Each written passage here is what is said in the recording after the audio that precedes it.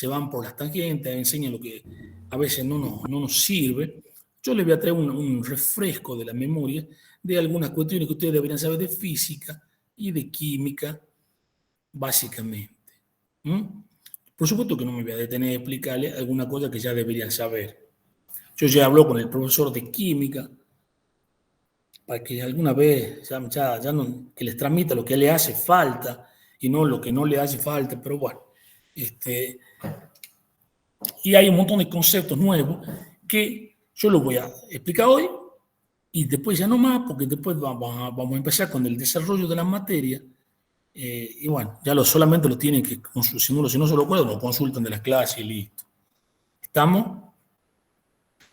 Y lo que le iba a contar es que ¿en qué consiste básicamente toda la materia? Una pequeña reseña de lo que es toda la materia.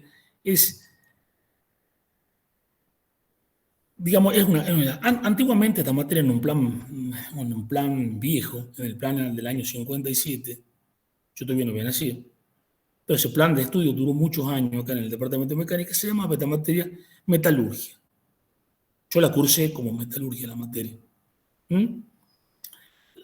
Ya van a ver, y después vino un cambio en el plan del año 2004, que es el plan que tienen ustedes, y por algunas razones le agregaron un par de, o sea, por una obligación del Ministerio de Educación de la Nación, nos obligaron a poner algunos otros temas y había que cambiar el nombre de la materia.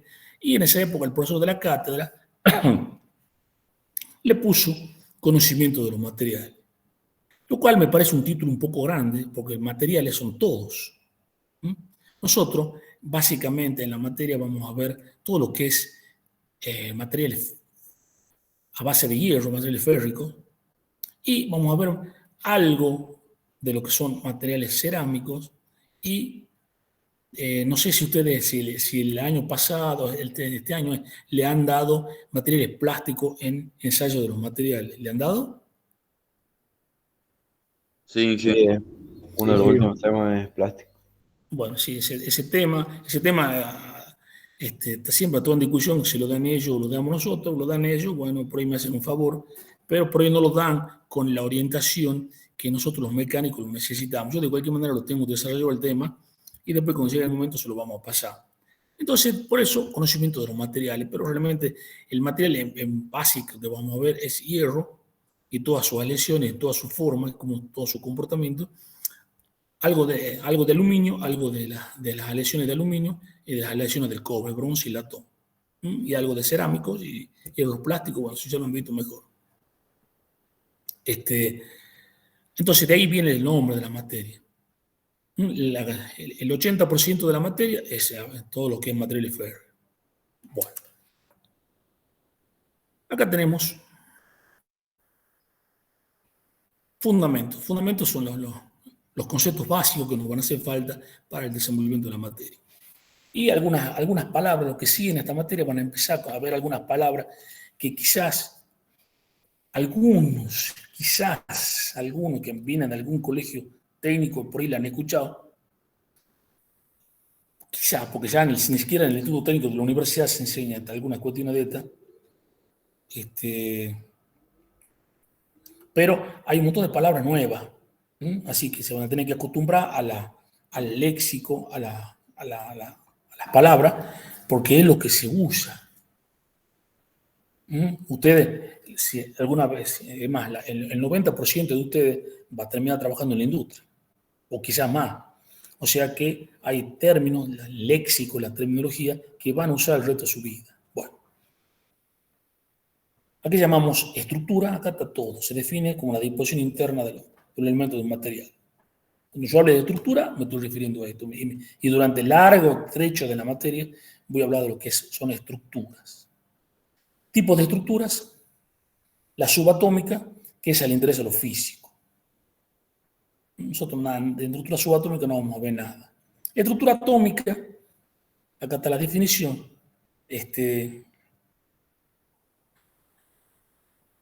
nos interesa hasta cierto punto, por algunas propiedades que tienen los materiales, metales, nos va a interesar algo de la estructura atómica. lo que llamamos estructura microscópica o microestructura.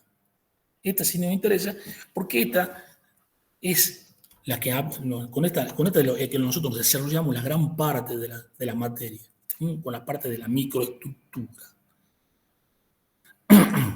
Acá dice que lo que se puede observar en algún tipo de microscopio, y me olvido de ponerle metalográfico.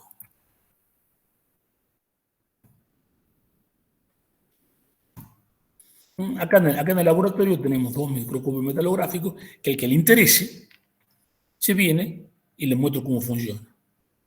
Eso no me tengo ningún problema. Cuando vengan, tenemos unos microscopios, están a disposición de cualquiera, no son míos, son de la facultad, así que se vienen y vemos. Acá, o sea, para ver una estructura microscópica hay que preparar a ver, cómo pasarse para este lado. Hay que preparar un trozo de metal. A ver.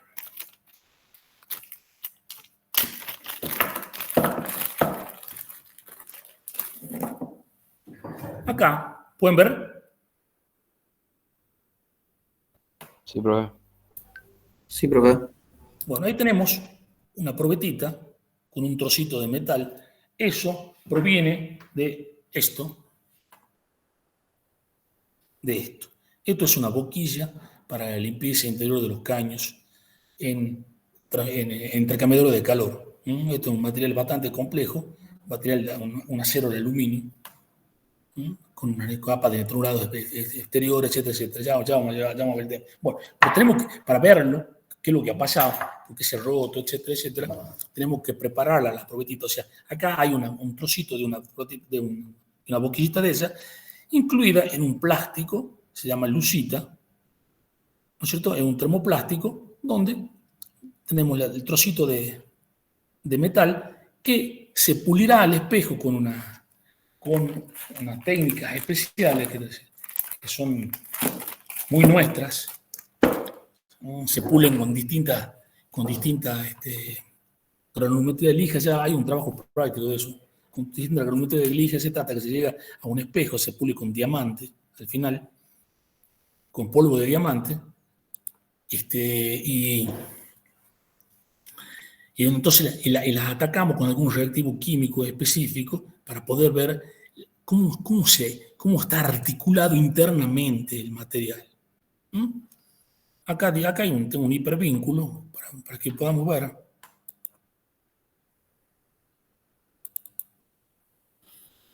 ¿Pueden ver esa imagen? Sí. Bueno. Para un neófito, esto es un montón de manchitas blancas y marrones. Entonces, para nosotros, que ya no somos tan neófitos, ya nos está indicando el tipo de estructura, cómo está articulado el material internamente. Esto es una fotografía tomada con el microscopio nuestro, con 100 aumentos. O sea, la imagen aumentada 100 veces. Si lo aumento a 1000 aumentos, si empezamos a ver más detalles. Acá hay una estructura en forma, a ver si la agrando. Hay una estructura en forma de huella dactilar, una estructura angular, blanca. Son distintas fases, ya vamos a ver qué es lo que es esto, de lo que tiene un material. O sea, eso es lo que llamamos estructura microscópica. El material, la pieza, se va a comportar de acuerdo a su estructura microscópica. Será más dura, más blanda, más flexible, más tenaz, menos tenaz, etcétera, etcétera, de acuerdo a qué es lo que tenga, qué es lo que yo estoy viendo. Hay un montón de fotos. Esta es la pieza de donde proviene la muestra. Es un trozo de eje. Ahí lo tienen. Y no vayan a creer que ese trozo de eje tenía esa forma. Este es un trozo de eje que se ha deformado. Esto era un cilindro. Esto era un cilindro, nada más que se ha arruchado acá y se ha cortado en la punta. Ese trozo de eje había que determinar qué le había pasado. ¿Por qué se ha roto? Porque tuvo una rotura de esta en una empresa, en una fábrica. hay que parar la máquina, hay que sacar la pedazo de pieza. Y eso son horas y las horas cuestan muchísima plata en la industria. Entonces hay que analizar qué ha pasado con el trozo de eje y por qué se ha roto de la manera tan curiosa. Bueno, eso es lo que hacemos. Eso es lo que nos va a ayudar el estudio de esta materia para poder interpretar qué está pasando con esto. Bueno, ahí están partes de la fractura que ahora no vienen al caso, pero eso es lo que llamamos estructura microscópica. Yo veo cómo está el material, cómo todas las partes internas del material, que ya vamos a ver cómo se forman, están dispuestas adentro. Y aquí lo llamamos estructura macroscópica, es lo que se puede ver a simple vista con una lupa. Dice acá. Acá hay unos dientes de molino. A ver, el hipervínculo, ¿qué me dice? Vamos a empezar con este. A ver, espera. ¿Qué tenemos acá? No, este no. Uy, sorry. Bueno, dice qué es lo que se puede ver con una lupa o a simple vista. Esto que ustedes están viendo, mira, antes de mostrarle la cuestión, le voy a mostrar la pieza.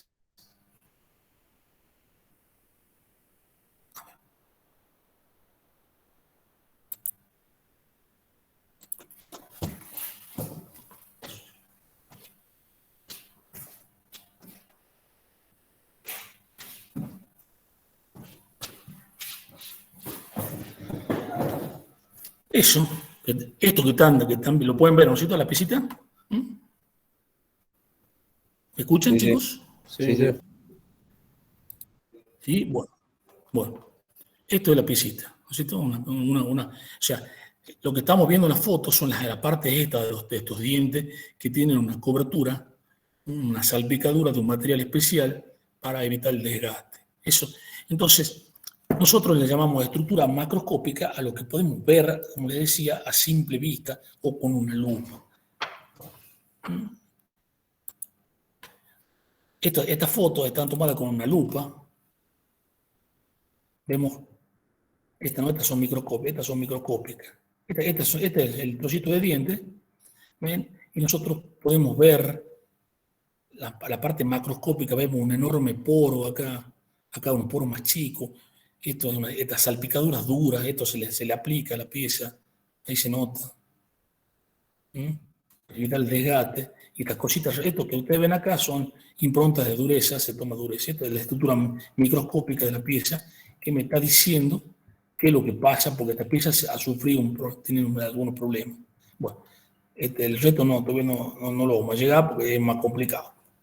Bueno, entonces estos son los tipos de estructuras. Microscópica y macro son las que más me interesan.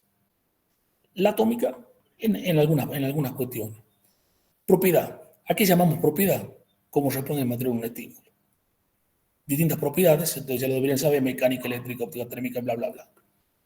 Nosotros, como mecánicos, nos interesan las propiedades mecánicas, a veces térmicas, a veces magnéticas, y las propiedades químicas que tiene, que es cómo va a reaccionar el material con su medio. ¿Por qué estudiamos los materiales? Acá le dejo explicado algo. ¿Por qué estudiamos los materiales? Necesitamos seleccionar un tipo de acero.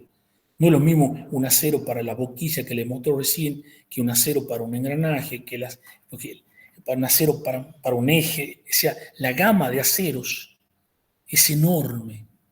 Es enorme. Al acordarse la norma completa es prácticamente imposible. Son cientos de tipos de acero que hay, que cada uno tiene una aplicación en particular. Ya lo vamos a ver más adelante. Entonces, lo mismo, esto es un poco de lo que le mostraba. ¿Para qué estudiamos? A ver, ¿qué es esto? Acá está un riel roto, un riel ferrocarrilero. Esto se está haciendo mucho ahora, que se ha partido. O sea, estudiamos las propiedades, las cuestiones, para ver qué ha pasado con este riel, por qué se ha fracturado. No se olviden que una fractura en un riel puede causar un accidente terrible, muertes, etcétera, etcétera. Y bueno, acá tenemos una estructura macroscópica que nos está diciendo más o menos qué es lo que ha pasado con este riel. ¿Mm? Sí, pase. Hola, chico. ¿Qué tal? ¿Estás desocupado? Estoy dando clase. Ah, bueno, después entonces. ¿Qué necesita? No, por el tema del taller, le venía a presentar. ¿Qué tenemos que dejarme los papeles? Sí, vengo a dejarle la libreta y la nota, yo se la presenté virtual, pero.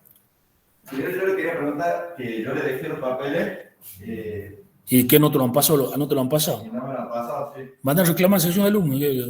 Es un drama que tengo con todo el mundo. Que hagan algo. Claro, vos le digo Que vayan a laburar, man. Es así, es sencillo. Ah, sí, yo también tenía ese. Vaya y reclama. Si nadie reclama, está todo bien, ¿no te parece? Claro, ahí abajo me Sí, sí. Si nadie reclama, para eso está todo bien. Si reclaman, bueno. Haga. Que vayan a laburar. Que vayan a laburar. ¿Eh? Bueno, listo.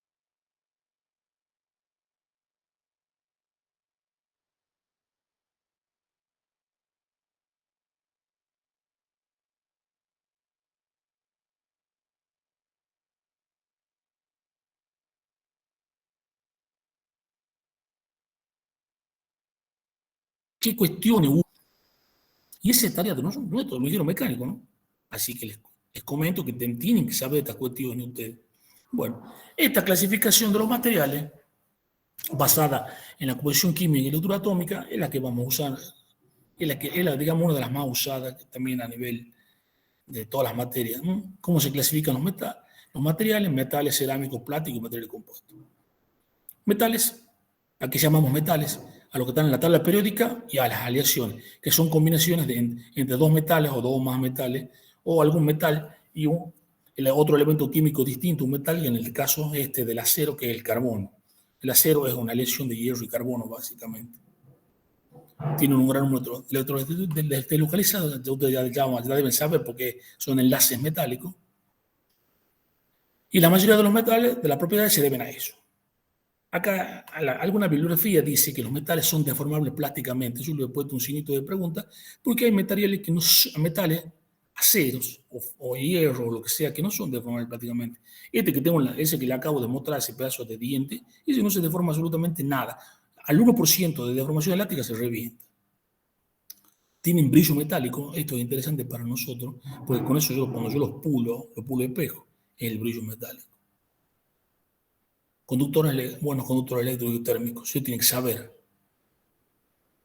También, materiales cerámicos, aquí les llamamos cerámicos, acá está la definición, resistentes a la corrosión y al calor. O sea, son muy malos conductores térmicos los cerámicos. Ya lo vamos a ver en detalle cuando veamos materiales cerámicos. El otro día en un examen final le pregunto a un chico, ¿por qué no haría?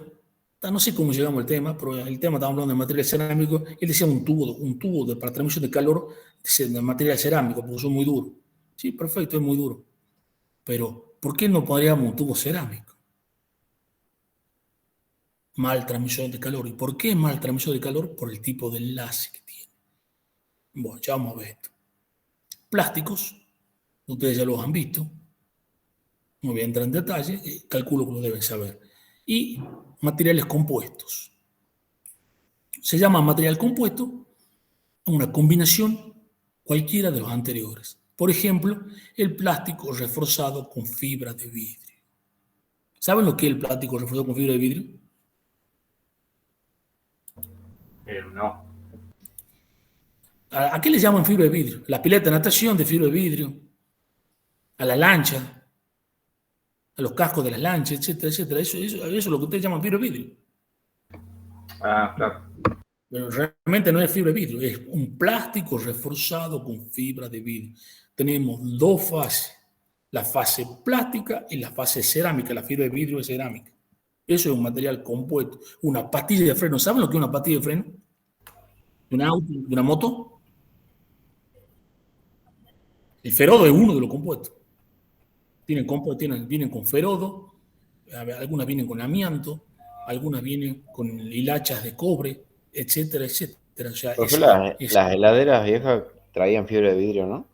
Sí, las heladeras viejas y las heladeras nuevas también. Ah, sí. Pero algunas traen poliuretano expandido. algunas traen polietileno, hacen un montón de cuestiones de espuma para aislación térmica, ¿no es cierto? Pero sí, por eso no es un material compuesto. Esa era la fibra de vidrio, realmente no eran mechas de vidrio, porque era amarilla, es ordinaria. Son mechitas de vidrio que hacen de aislante térmico. Entonces vos las tocabas y te pinchaban los dedos. Por eso el vidrio es un material cerámico. Ya lo vamos a ver más adelante. Un material compuesto es una combinación, tiene que haber dos por lo menos. Las pastillas de freno, por ejemplo, que están hechas de ferodo o de algún otro material con hilacha de cobre, etcétera, etcétera, es un material compuesto también. Son dos materiales distintos que forman una sola pieza. ¿Estamos? No me contestan, ¿no? Bueno. Claro, sí. Es básicamente el mismo compuesto de la pastilla de freno. Es básicamente lo mismo. Nada más que tiene un poco más de hilachas, de cobre, etcétera, etcétera, que sirven para bueno, ya lo vamos a ver en detalle más adelante. Pero tengan en cuenta que es un material compuesto. Una patineta, donde ustedes se paran en la patineta, hay alguno hablando en patineta, donde ustedes se paran, la patineta es un material compuesto, porque está hecho por madera y resina fenólica, que es la que adhiere las capas, y eso es un material compuesto. Bueno, o sea, tengan en cuenta estos detalles, porque, como le digo, vamos a ser ingenieros mecánicos, ustedes van a ser ingenieros mecánicos, si Dios quiere, y nos vamos a desenvolver en esos medios. Todo está hecho con materiales. Y a veces es tan triste en la industria cuando uno escucha hablar a un ingeniero sin conocer las cosas en el medio donde se está desenvolviendo. Es tan triste que, bueno, que la falta de conocimiento es grave. Bueno, no entremos en detalle. Tipo de enlace, esto ustedes lo han visto en química, ¿no es cierto? Sí, sí. Bueno, tenemos los enlaces primarios, los secundarios, iónico covalente metálico y los secundarios físicos. Acá les dejo una pequeña reseña con unos dibujitos simpáticos de los tipos de enlace, de los iónico covalente, el enlace metálico, con los electrones deslocalizados. Por eso es un buen conductor térmico los metales. El calor se transmite, el calor es una energía que se transmite por estos electrones, por eso es fácil. ¿Y por qué los materiales cerámicos? Los cerámicos tienen básicamente enlaces iónicos. El iónico es como un elemento le cede un electrón al otro. Entonces, no hay electrones que transmitan, por eso son malos conductores térmicos y eléctricos. Tipo de enlace que tiene, fundamental. Y los secundarios, fuerzas dipolares, London, los enlaces de hidrógeno, que son típicos de los plásticos. El plástico se comportará de alguna forma en particular de acuerdo a qué tipo de estos enlaces prevalezca. Por ejemplo, hay el polietileno, me imagino que le habrán explicado que el polietileno en el ensayo de los materiales, hay el polietileno común y el polietileno HD, high density, significa HD. El polietileno de alta densidad, ¿cuál es la diferencia? Que con uno se puede hacer buje y con el otro no. Los bujes son de polietileno de alta densidad. ¿Por qué? Porque tienen muchos enlaces de este tipo. En cambio, lo de polietileno común, el polietileno low density, el LD, tiene muy poquito enlace de esto, puente de hidrógeno, entonces es blandito. Cuando tiene mucho es maduro, entonces buje. Bueno, esto también lo tienen que haber visto en ensayos de los materiales, lo que es estructuras cristalinas. Ustedes ya saben lo que es una estructura cristalina. Yo no puedo detenerme a explicar esto porque se supone que ustedes ya lo han visto en ensayos de los materiales. La estructura cristalina es cómo se acomoda una celda elemental en el espacio. Acá tenemos una celda elemental y acá tenemos cómo se acomodó esta celda elemental, una arriba de la otra, formando la estructura cristalina. La repetición de un patrón en 3 dimensiones. Las celdas cristalinas tenemos las que a nosotros nos interesan, básicamente son la BCC, la FCC y la hexagonal compacta. la central en el cuerpo y la central en las caras, que estas son básicas del hierro. Depende de la temperatura que lo estemos tratando. Ya lo vamos a ver en detalle cuando veamos las transformaciones del hierro. ¿A qué llamamos monocristal? Esto también es interesante porque nos lo vamos a ver en muchas cosas. Acá está la explicación, es la disposición atómica cuando es perfecta a lo largo de toda la pieza. Acá, voy a empezar por abajo. Esto es cuarzo, dióxido de silicio cristalino. Acá vemos cómo se articulan las moléculas de dióxido de silicio en el cuarzo, formando hexágonos. Acá se ve claramente un esquema, pero así es. Si esta estructura se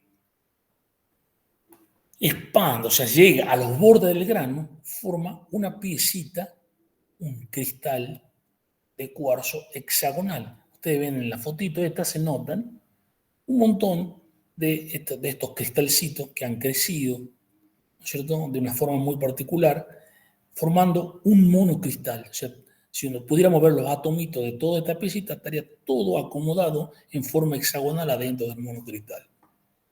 Eso es lo que llamamos monocristal. Nosotros no vamos a trabajar con cuarzo, pero podemos trabajar con esto. Esto es un álabe de una turbina de gas monocristalino. O sea, toda la estructura de este álabe es monocristalina. O sea, todos los átomos, esto es de níquel, realmente. Los átomos, los cristales de níquel están acomodados perfectamente para formar esta pieza. ¿Y por qué se hace un álabe monocristalino? Porque al tener la forma, o sea, la estructura estar articulada de esa manera muy ordenada, tiene, en el caso particular del níquel, tiene una mayor resistencia en este sentido que en este sentido. Porque esto se calienta, está trabajando a muy alta temperatura. Entonces, al tener mayor resistencia en este sentido que en este sentido, evita que se estire el álabe. Por eso se llaman álabe monocristalino. Son remil caros, pero hay y funciona. Un álabe monocristalino. Esto se consigue en la industria. Ahora vamos a ver qué es un policristal. Como el nombre lo dice, muchos cristales. Acá tenemos una foto, tomada también en el microscopio de acá del laboratorio, de un acero de muy, muy bajo carbono, donde podemos ver, esto está tomado con 100 aumento, muchos cristales. Acá tenemos, lo voy a guardar un poquito, a ver si se logra ver un poco más. Esta foto está tomada con 100 aumento, la tenía que haber puesto con 1000. Pero ahí se ven, cada granito es un cristal que está asociado con otro cristal, formando una matriz policristalina. Esta cosita negra que ustedes ven acá, estos son impurezas del acero. No, imposible tener un acero sin estas impurezas. Básicamente son de silicato de calcio, vidrio negro, escoria. Pero acá vemos claramente lo que es un material policristalino, muchos cristales, infinidad de cristales, esto tomado en un campo del microscopio. Se puso el principio. ¿Sí?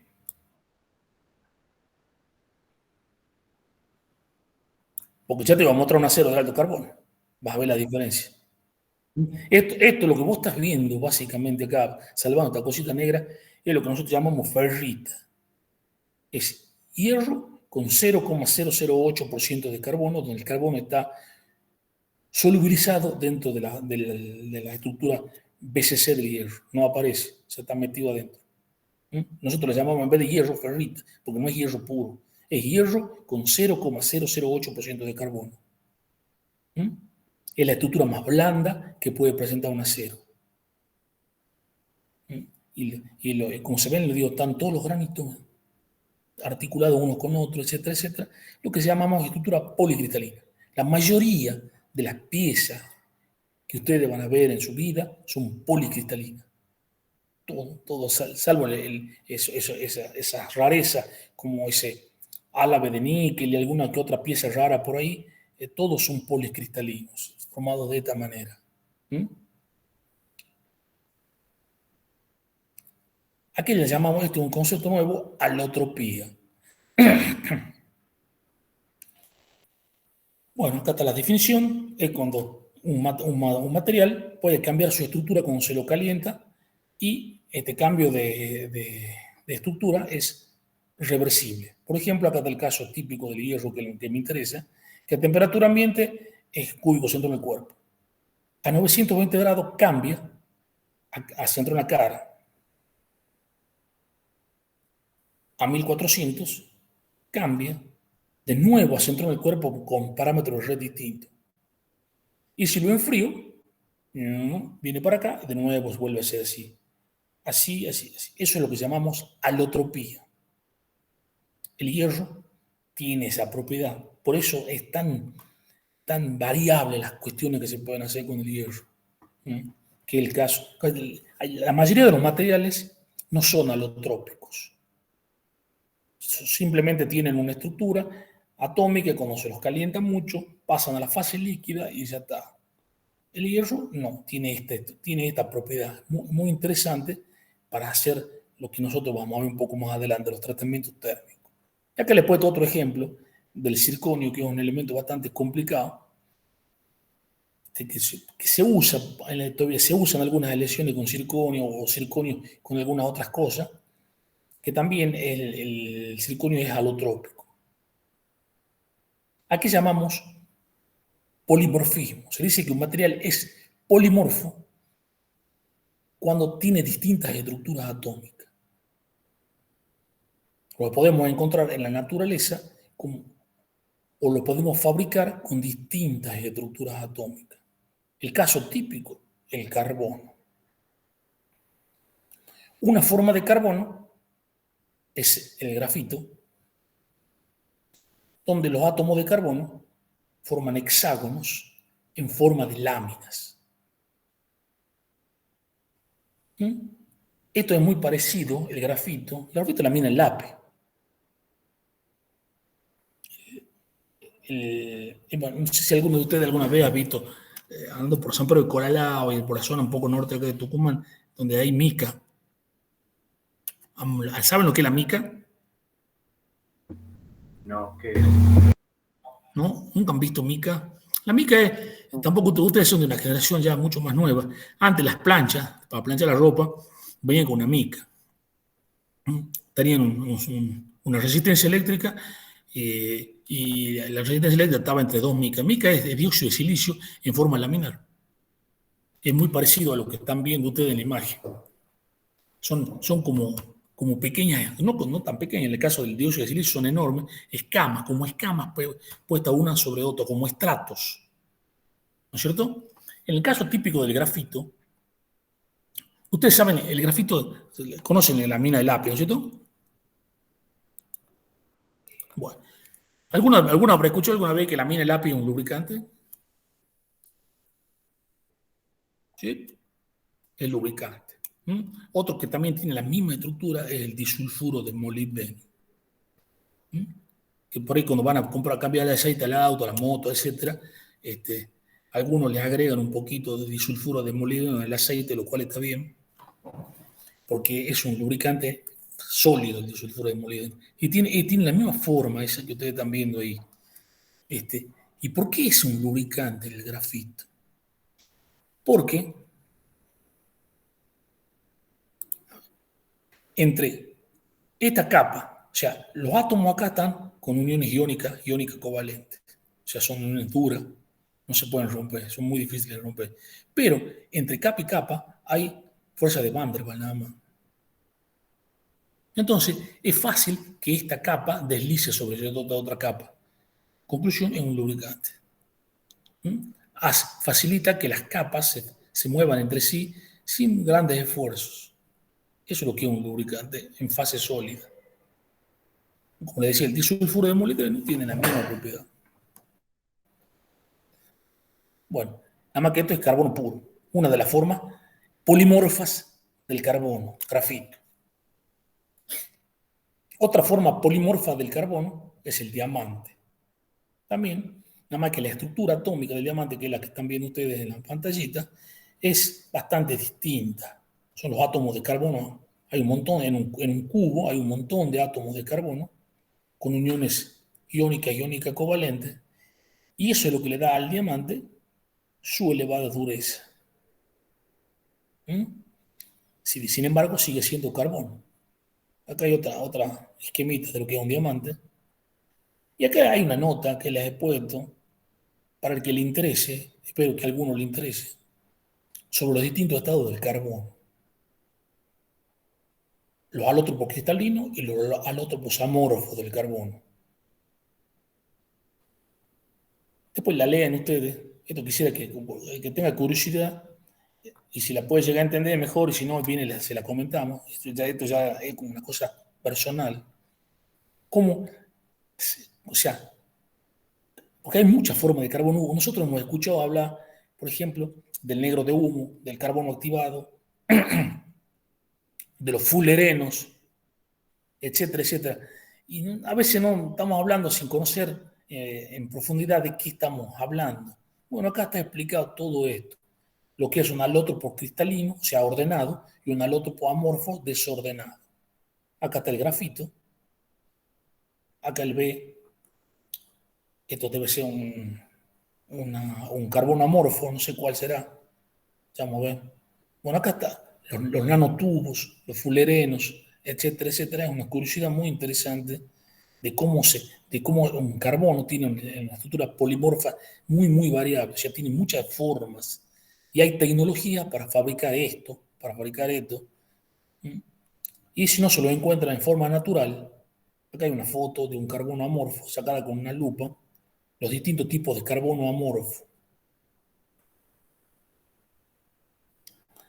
Bueno, acá en esta nota está, bueno, cómo se lo obtiene y los distintos tipos de carbono amorfo. El hollín es un carbono amorfo, el carbón vegetal, que es con el que hacemos asado, la antracita es un carbón mineral muy, muy antiguo, que proviene de la descomposición de la madera, pero ya son muy, muy antiguos los depósitos de antracita, ya se los ha quemado todo.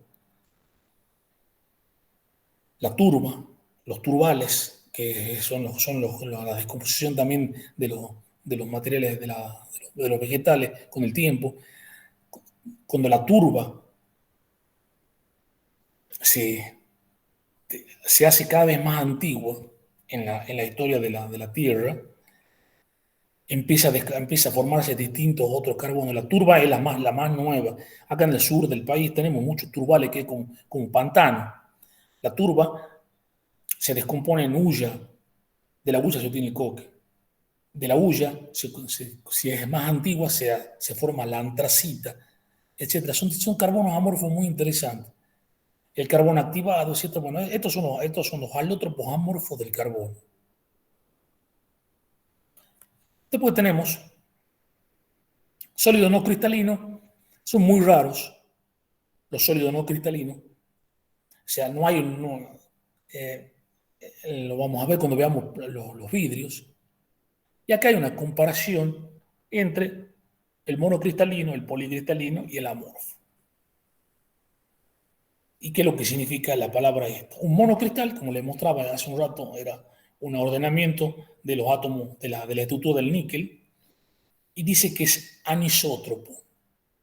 Anisótropo significa distinta propiedad mecánica. O sea, esto responde de una manera, si la ejercemos fuerza en este sentido, es distinta si le ejercemos fuerza en este otro sentido, fuerza de extracción. O sea, va a responder de manera distinta, es lo que yo les comentaba en el tema del níquel, que en una dirección es más resistente que en la otra dirección. Por eso queremos obtener un monocristal.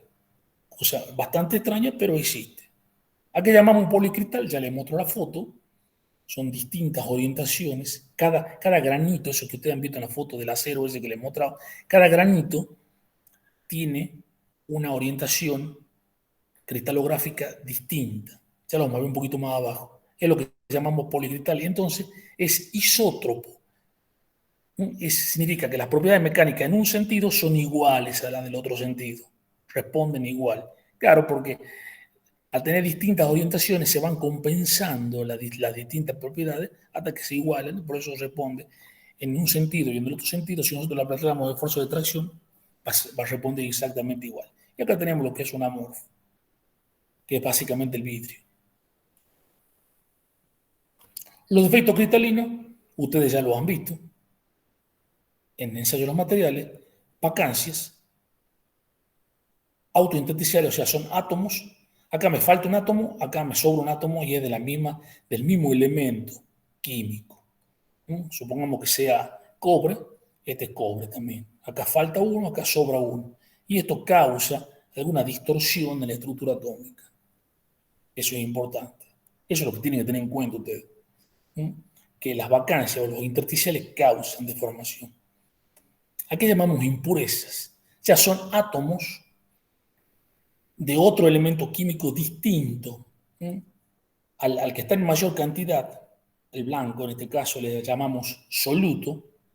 Al que está en menor cantidad le llamamos, perdón, el que está en mayor cantidad es el solvente y el que está en menor cantidad es el soluto.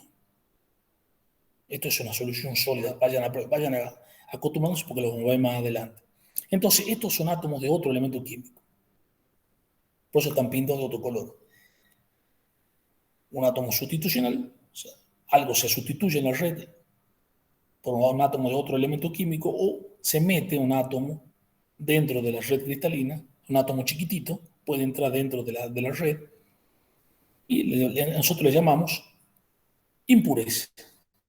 No significa que a veces nosotros relacionamos impurezas con algo que está mal, que no sirve. Bueno, el acero es una lesión de hierro y carbono intersticial y no está para nada mal. Eso es lo que llamamos impureza atómica, átomos de otro elemento químico solubilizado en la red atómica. Después tenemos los defectos, esto también ustedes lo han visto en ensayo, las dislocaciones de línea, las dislocaciones helicoidales. Y ahora esto también es interesante, y ya con esto vamos a terminar. ¿Qué son los defectos? Otro tipo de defectos. La superficie del material es un defecto de la pieza, aunque suene raro. ¿Por qué es un defecto? Porque los átomos que están en la superficie no están equilibrados. Imaginemos átomos que están dentro del material, tienen átomos por arriba y átomos por abajo. Eso ya están totalmente equilibrados eléctricamente y con la fuerza, etcétera, etcétera. En cambio, en la superficie hay una interrupción en eso.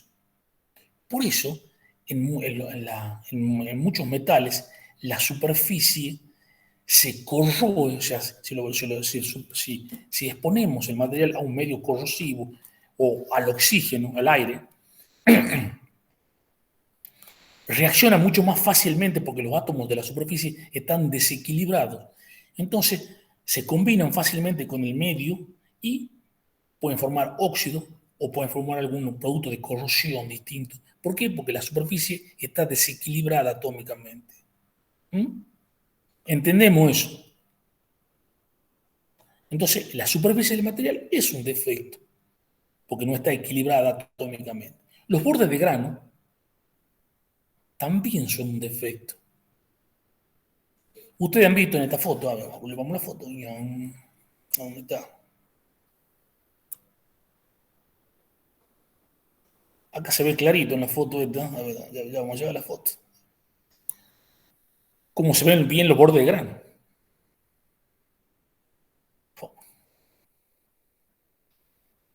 Se ven claritos los bordes de grano. El borde de grano, o sea, cada uno de estos granitos es un cristal. Cada uno tiene una orientación cristalográfica propia. Ya vamos a ver, cuando les enseñan solidificación, vamos a entender un poco mejor, pero cada uno tiene una orientación cristalográfica propia. estarán orientados de una forma o de otra. Entonces, este cristal se tiene que aparejar con el cristal de la par, o sea, se tiene que unir de alguna forma, porque si no, yo lo apretaría con los dedos y se desgranaría, ¿no es cierto? Sin embargo, yo te digo un pedazo de acero, lo apretas y no se va a desgranar, nada. Bueno.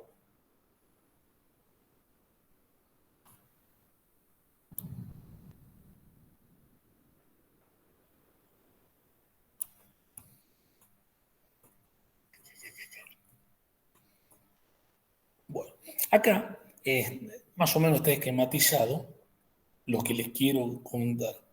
Tenemos un granito, tiene esta orientación cristalográfica, y el de la par tiene otra orientación cristalográfica, y este tiene otra orientación cristalográfica. Sin embargo, de alguna forma tienen que aparejarse este granito con este y con este, si no la piecita, como les digo, se desmenuzaría. Entonces, el borde de grano, fíjense que no es ordenado. Hay átomos, habrá algún intersticial, habrá alguna vacancia, o los átomos están más cerca, no sé, hay un montón de defectos que se forman en los bordes de grano. Entonces, el borde de grano es una superficie mucho más reactiva que el grano en sí mismo. ¿Por qué? Porque hay muchos átomos deslocalizados, etcétera, etcétera, que producen estos tipos de efectos. Por eso decimos que la frontera de grano es un defecto. Y yo les voy a mostrar una consecuencia de eso. Bueno, si quiere andar, por supuesto. Ahí está.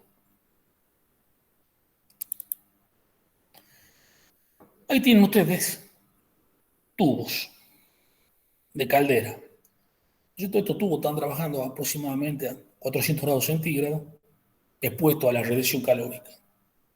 Como pueden ver, tienen un defecto interesante. Se han reventado.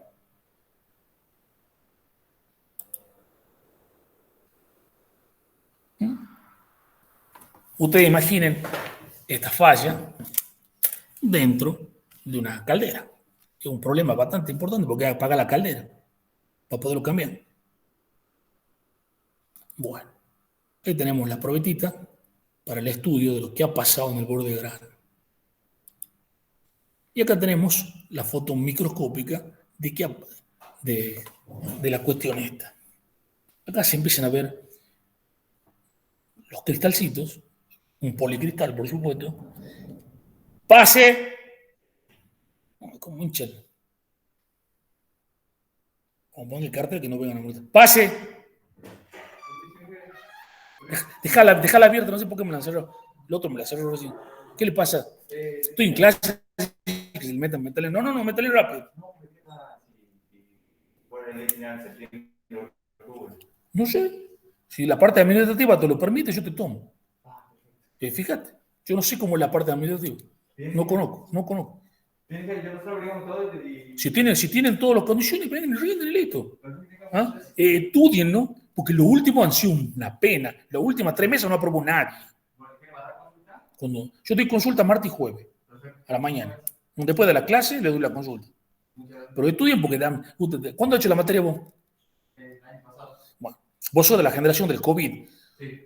Todos los de la generación del COVID no aprobó ninguno. Y no es porque yo sea muy exigente, ¿no? Sino todo lo contrario. Pero en las 3 últimas meses no aprobó nadie. Porque han dado pena, ni pena. Bueno, listo.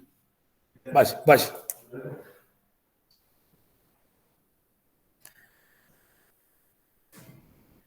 Volvamos al tema. A ver. Entonces le estaba mostrando el tema del borde de grano. ¿Qué pasó con esos tubos de caldera? Ustedes piensen que van a tener que trabajar en esto. A algunos de ustedes les va a tocar trabajar con las calderas, que son máquinas que es muy común en la industria. Y se ha reventado. ¿Y por qué se ha reventado el tubo? ¿Qué ha pasado? Como les digo, esto causa pérdidas económicas enormes. Si no, puede causar pérdidas de vida. Lo cual sería ya triste, que ha pasado un montón de veces.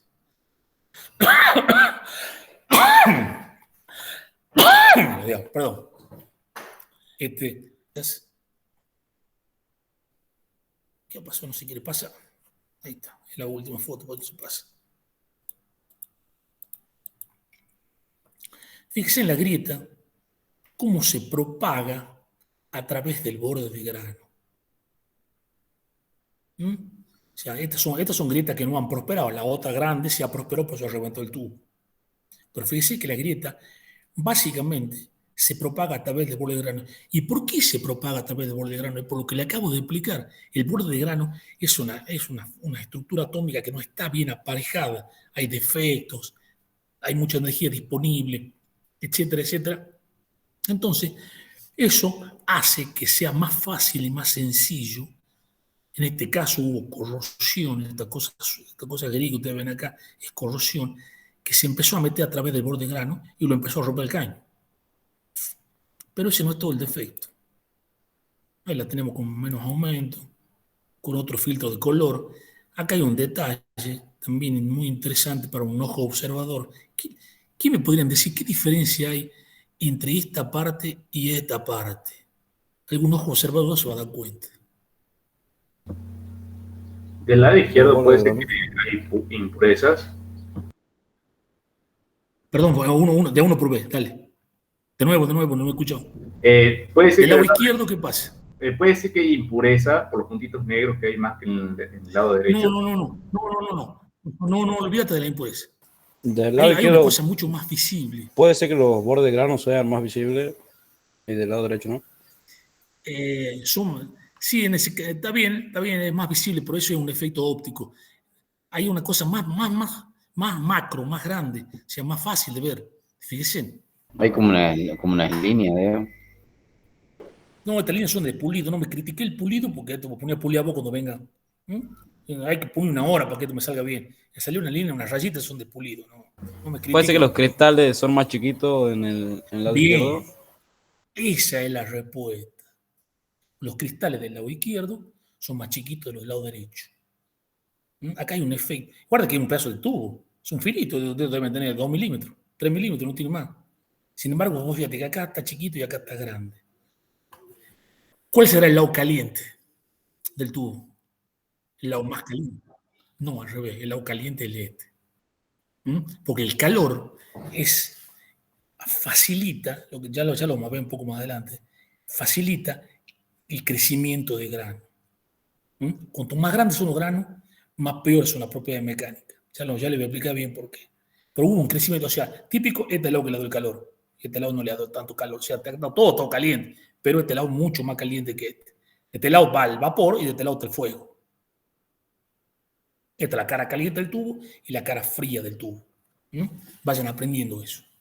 Y acá se empieza, a ver si vemos, hay fotos con más aumento. Grieta. Estas fotos, no. Bueno, a ver. Ahora, esta foto está tomada con 1000 aumento. Acá se nota claramente los cristales. Hay cristales más grandes. El cristal grande se lo empieza a comer el cristal chiquito. Cuando si este tiene lo suficientemente energía, o sea, calor, está muy caliente, este se lo va a comer a este. Y es lo que está pasando. Fíjense acá, en este cristal se lo está comiendo, ya se lo ha comido, acá el borde de grano casi ha desaparecido. Este se lo ha comido a este. Comerlo significa, es un término muy vulgar, o sea, la orientación cristalográfica de esta empezó a prevalecer y no empezó a ordenar a este cristalográficamente, entonces forma un solo grano. Desaparece el borde. Pero fíjense, aparecen estas cositas en los bordes de grano.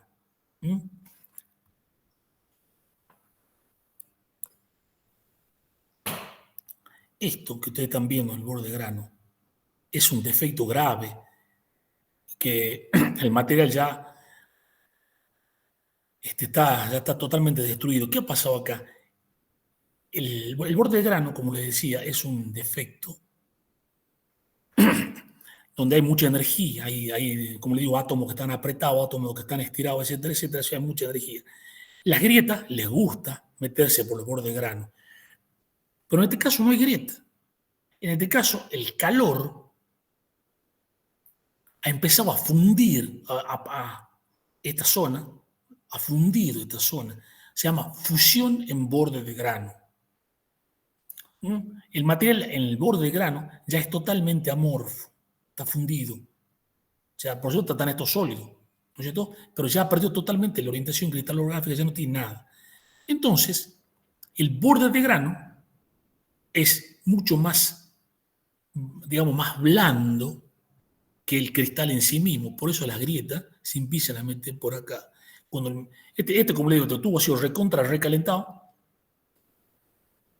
se afundió el borde de grano, se ha enfriado el tubo, pero ya no tiene ninguna resistencia mecánica. Si nosotros le aplicáramos una carga de tracción, hacemos una probeta, hacemos una carga de tracción, se rompería con una carga muy, muy baja este material. Conclusión, es lo que ha pasado. Ustedes han visto que el tubo está estallado. Para el otro lado. Ustedes ven que el tubo está estallado. ¿Y por qué está estallado entonces este tubo? Sencillamente, la respuesta es porque ha sido, en esta cara, la cara esta, ha sido sobrecalentado el tubo, se han formado, hubo crecimiento de grano, fusión en borde de grano, y las grietas, que ustedes ya las han visto, han empezado a propagarse. Esta está tomada con 100, no tengo ninguna tomada con 1000.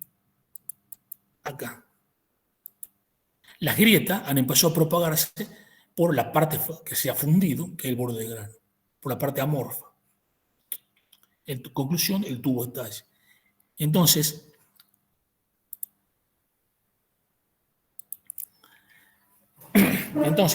acá estamos viendo la importancia de lo que yo le estoy tratando de enseñar en esta materia, o sea, cómo se comporta internamente, qué va a pasar acá, y esto me da una respuesta a qué ha pasado con esos tubos. Y yo, como ingeniero mecánico, le digo al propietario de la caldera, esos tubos han sido sobrecalentados, o sea, han pasado de la temperatura de que tienen que trabajar. Conclusión, hay que modificar la zona de radiación en la caldera, poner algunas pantallas o rediseñar el hogar de la caldera o hacer algo, hay un montón de soluciones para que esto no vuelva a suceder. O sea, vean la importancia que tiene. Como le digo, y esto es tarea nuestra. Y si, como le digo, si ustedes están trabajando donde hay una caldera y se rompe un tubo y piden un informe al laboratorio de ver qué pasó con el tubo, bueno, cuando se hace el informe, yo te pongo fusión en borde de grano, etcétera, etcétera, tubo sobrecalentado, entonces el ingeniero que está a cargo de la cuestión tiene que dar la solución para que esto no vuelva a suceder. Pero hay que poder interpretar. Pero si yo emito un informe al ingeniero en cuestión y el ingeniero no puede interpretar esto, es una tristeza. O sea, me pasa muy a menudo que se emite, el laboratorio emite un informe y después hay que estar hablando por teléfono para explicarle de nuevo lo que le estoy explicando a ustedes. Hay que tratar de no llegar a ese punto porque es muy triste, chicos. Bueno.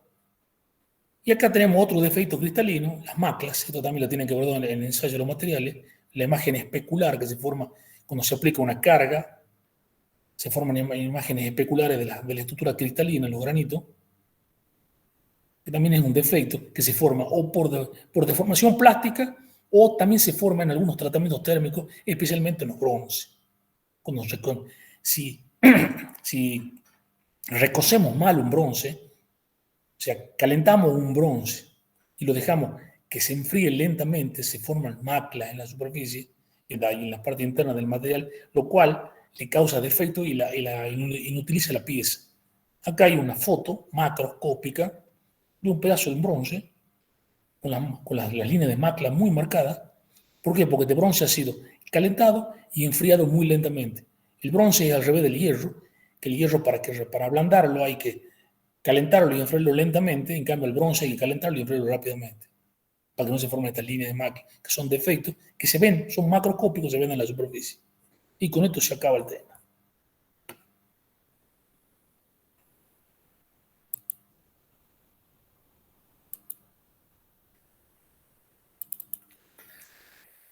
Bueno, ¿tienen alguna pregunta al respecto, chicos? Sean curiosos. Sí.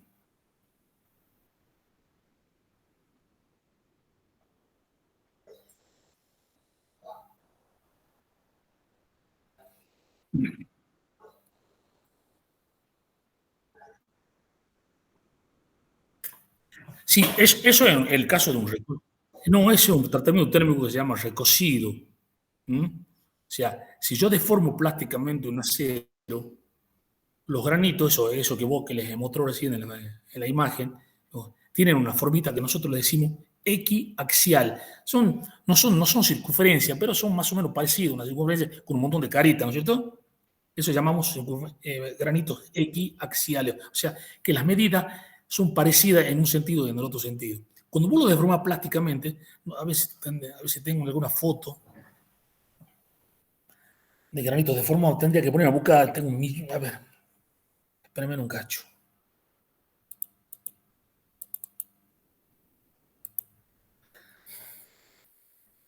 Deformación plástica, ya no me acuerdo dónde estarán.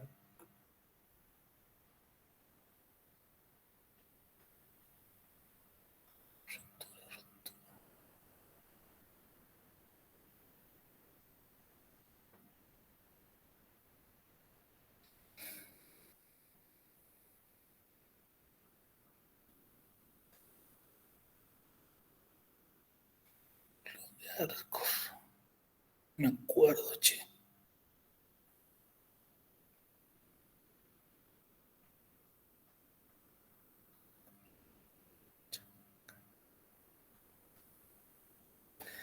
No son muchos ensayos, no los tengo. No.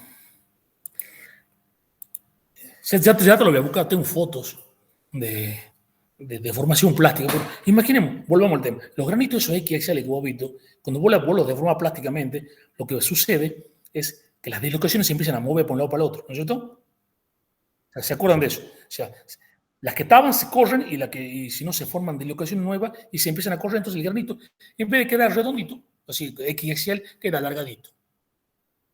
Cuidado con eso, que el volumen del granito redondito y el granito alargadito es el mismo. O sea, la deformación plástica no significa que los átomos estén más cerca, sino que se han corrido las dislocaciones nada más. ¿Se acuerdan de eso?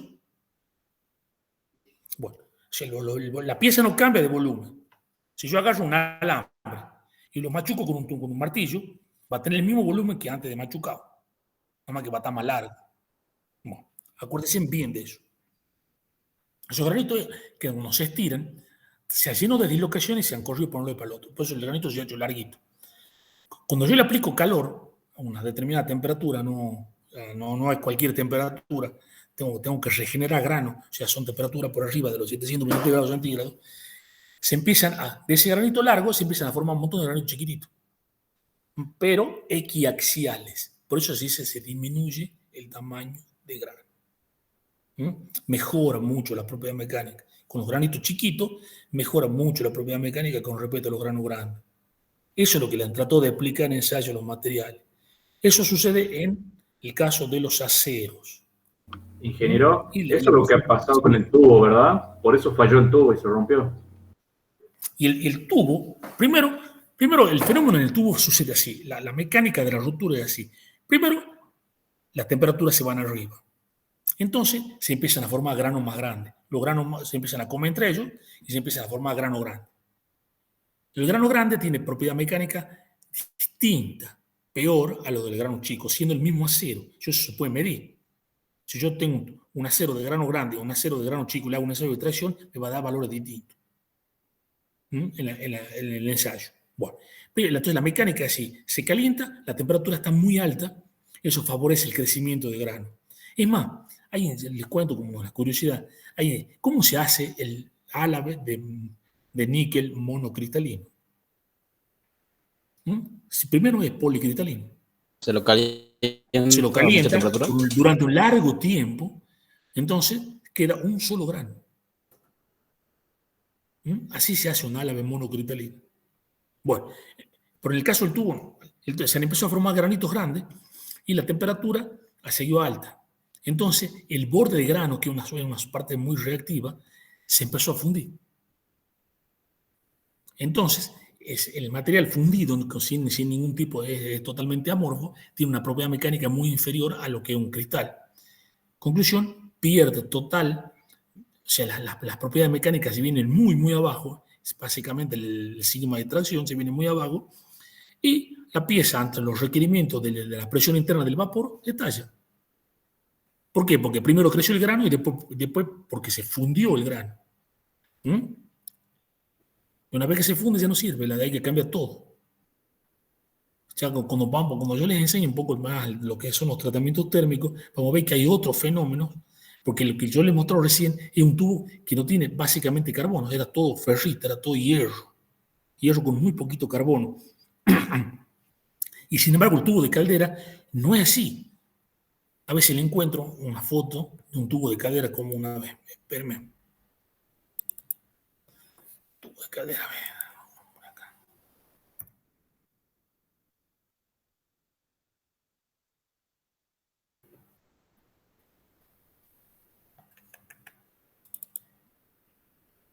No, justo este no. Bueno, este también tiene el mismo defecto, ¿no? Si logran ver, hay fusión en borde de grano. Crecimiento de grano, granos gigantes, y fusión en borde de grano. Pero acá se ven un montón de cosas sucias en la matriz de ferrita, que es la descomposición del carburo de hierro. Pero eso es lo que le quiero mostrar. Uno que esté bueno.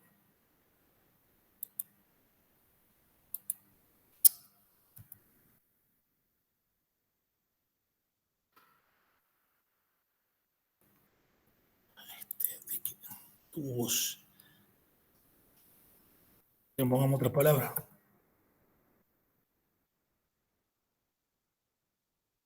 Vamos a poner el mismo ensayo. Lo busquemos del otro lado.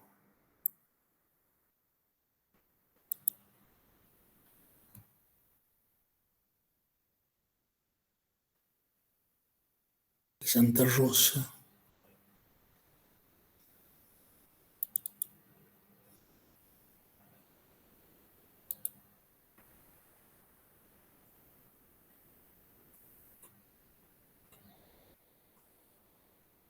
Acá está. Este es un tubo de caldera que está, digamos, virgen, sin uso. Fíjense cómo es la estructura. Básicamente es todo hierro, ferrita, pero aparecen estas manchitas negras. A ver si la tengo con más aumento. Ahí está. Eso que ustedes están viendo ahí es eso, con más aumento. O sea, el tubo que no ha trabajado todavía tiene esta estructura más oscurita en forma de huella dactilar, que es la combinación del hierro y el carbono para formar carburo de hierro. Para nosotros se llama cementita, que es hay una discusión interna todavía, se sabe si es un material compuesto o no, porque realmente es un material compuesto, dos fases, la fase blanca y la fase oscura, son dos como material compuesto, y esto es lo que le da una resistencia tan extraordinaria a esa estructura. Este tubo, que no ha trabajado todavía, tiene una resistencia mecánica. A ver si está por acá, creo que estaba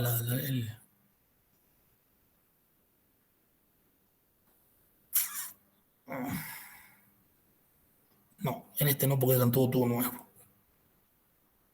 Bueno, este eran todo tubo. Hay otro ensayo donde está la comparación. Pero este tubo, el que yo les mostré recién, no tenía esta parte oscura. ¿Por qué? Porque el calor hacia las temperaturas altas hace que esta estructura se descomponga y migre el carbono hacia la superficie. Cuando el carbono ha migrado a la superficie, se forma esto. A ver si ya le cerró el coso, ya le cerró. No importa, se lo volví a abrir.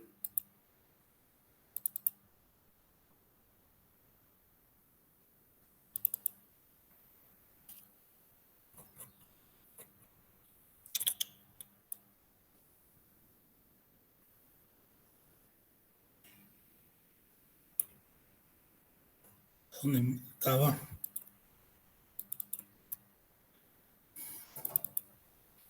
Bueno, esa estructura que yo les mostraba recién, que tendría que estar en todo el tubo, se ha descompuesto químicamente, se ha separado en sus dos fases, en la fase de hierro y la fase de carbono, y el carbono ha caminado por acá y se ha ido a la superficie para formar esto.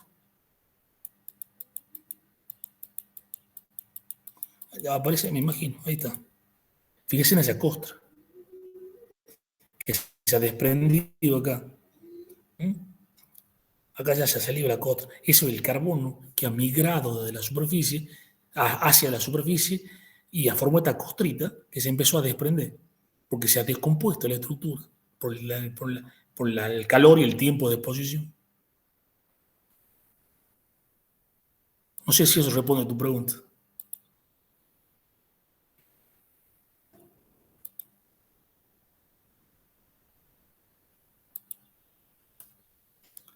No sé si, como te digo, no sé quién me ha preguntado, pero bueno, esas son las cuestiones que pasan en la parte de microestructural, ¿no? Por eso, no sé, ¿alguna otra pregunta, chicos?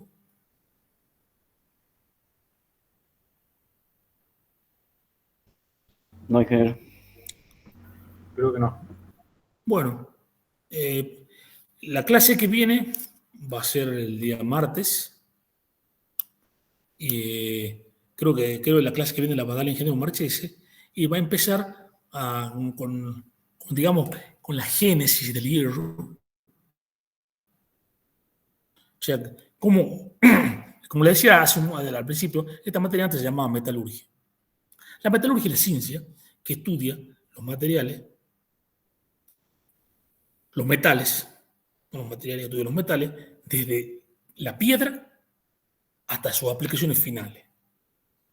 Si nosotros particularizamos la metalurgia del hierro, se llama siderurgia. O sea, la historia del hierro desde que está en la piedra, en la montaña, hasta que formamos piezas y las tratamos térmicamente y las mecanizamos, etcétera, etcétera. Eso es la siderurgia. Entonces, vamos a empezar la clase que viene con la génesis, o sea, cómo tenemos el hierro primario.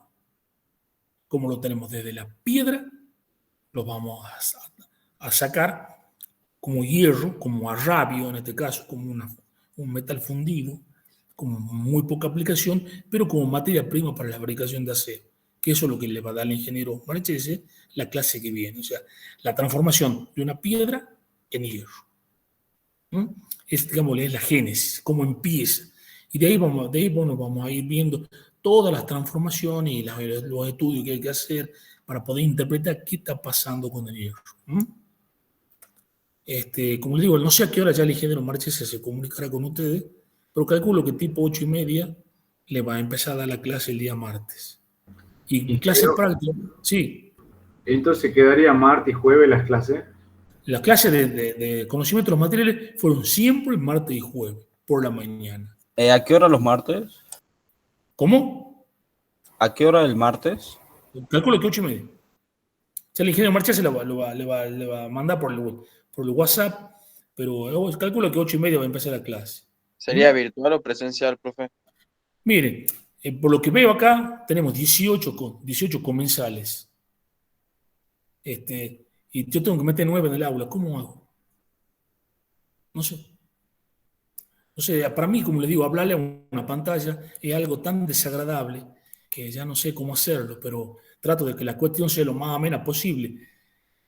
No hay una buena comunicación entre ustedes y yo, porque en la clase lo puedo intimidar un poco más, apurarlo más de uno, preguntarle, tenerlo más cerca y sacudirle un poco la hilacha, como se dice. Pero bueno, no puedo. Acá es impersonal. Yo quiero que la clase sea presencial, pero ya vamos a ver, no sé cómo se. Tengo que hablar con el decano, a ver si me asignan un aula un poco más grande. No sé. Yo ayer estuve con las autoridades viendo cómo vamos a manejar esta cuestión. Y no sé, es algo que me adjudica en el aula G, pero no sé si está ocupada el aula G, que es más grande. Pero no tiene cañón. Yo necesito imágenes, un proyector de imágenes, porque todo lo que hablamos, todo lo que se dice es con imágenes, con muestras, con de la vida real. Así ya vamos a ver, chicos. ¿No? Como le digo, yo quiero que la clase sea presencial. O no sé si me han escuchado como le corrió a uno de acá, porque una pena lo que han hecho en la materia el año pasado. Ha sido triste. Yo entiendo que esto a veces se puede tornar aburrido, se puede tornar monótono. No hay un intercambio entre ustedes y yo, que eso es digamos, lo mágico de las clases presenciales que antes no lo valorábamos. Los chicos que me reunieron en las 3 últimas meses no aprobó nadie. Una pregunta y a la casa. Y miren que yo no soy exigente. No, si me pusiera exigente no prueba nadie. Pero, y eso es por esta cuestión de la virtualidad que no ha colaborado para nada. Porque yo quiero que sean presenciales, si no es una pena, es una pérdida de tiempo para ustedes y para mí. Pero bueno, ya vamos a ver cómo vamos. A medida que transcurre el tiempo, vamos a ir viendo cómo podemos hacer toda esta cuestión. Si no, haremos 2 grupos.